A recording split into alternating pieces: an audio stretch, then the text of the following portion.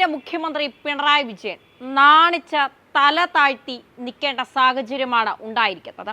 SFI, DYFI ക്രിമിനലുകളെ കൊണ്ട് governor Arif Muhammad ഖാനെ പുകച്ച് പുറത്തു ചാടിക്കാം എന്നാണ് പിണറായി തെറ്റിദ്ധരിച്ചത്. പക്ഷേ മുഖ്യമന്ത്രി പിണറായി വിജയന് ആള് മാറിപ്പോയി.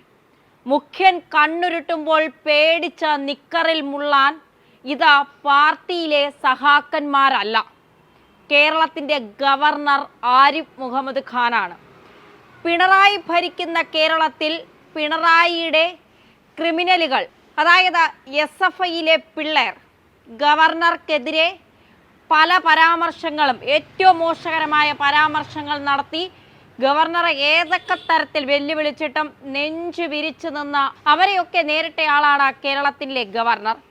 അതായത് ഗവർണർക്ക് പിണറായിയെയും പിണറായിയുടെ സഖാക്കളെയും ശിങ്കിടികളെയും കാളികൂളി സംഘത്തെയും ഒന്നും ഭയമില്ല എന്ന് തന്നെയാണ് അതിന്റെ അർത്ഥം. ഇപ്പോൾ ഗവർണർ പറയുന്ന വാക്കുകളാണ് ഏറെ പ്രാധാന്യം അർപ്പിക്കുന്നത്.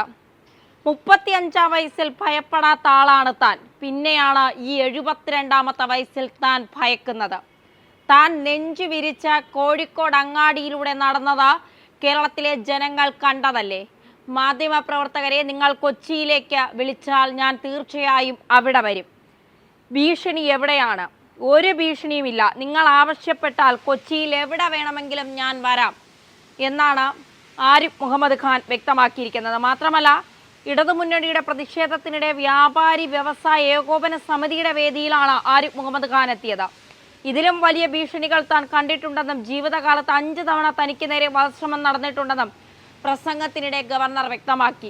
എന്തായാലും പിണറായിയുടെ ഊച്ചാളി നാടകം കളിയും പിണറായിയുടെ ഊച്ചാളി ഭയപ്പെടുത്തലുമൊന്നും ഗവർണറുടെ അടുത്ത് വേണ്ട.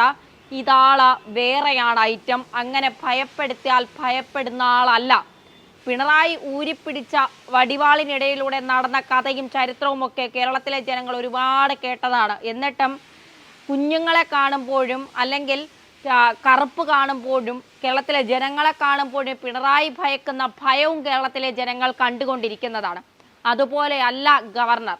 35-ാം വയസ്സിൽ ഭയപ്പെട്ടിട്ടില്ല. തനിക്ക് നേരെ പല ആക്രമണങ്ങളും ഉണ്ടായപ്പോൾ പിന്നെയാണോ ഈ 72-ാമത്തെ വയസ്സിലെന്ന് ഗവർണർ ചോദിക്കുമ്പോൾ അത് പിണറായിയുടെ മുഖത്ത് നോക്കിയുള്ള ഏറ്റടി തന്നെയാണ് എന്ന് പറയാതിരിക്കാൻ കഴിയില്ല. ഇനി കേന്ദ്രം ഇടപെടും കൃത്യമായി തന്നെ. അതായത് മണി ആശാനാണ് പണി വരാൻ പോകുന്നത്. ഗവർണറെ എത്രമാത്രം അധിക്ഷേപിച്ചോ അതിനൊക്കെ മണി ആശാനെ പൂട്ടി കെട്ടി അങ്ങ് തൂക്കിയെടുക്കാൻ കേന്ദ്രത്തിൽ നിന്ന് നല്ല ആമ്പിള്ളേരെത്തും പോകാൻ റെഡിയായിരുന്നോളൂ.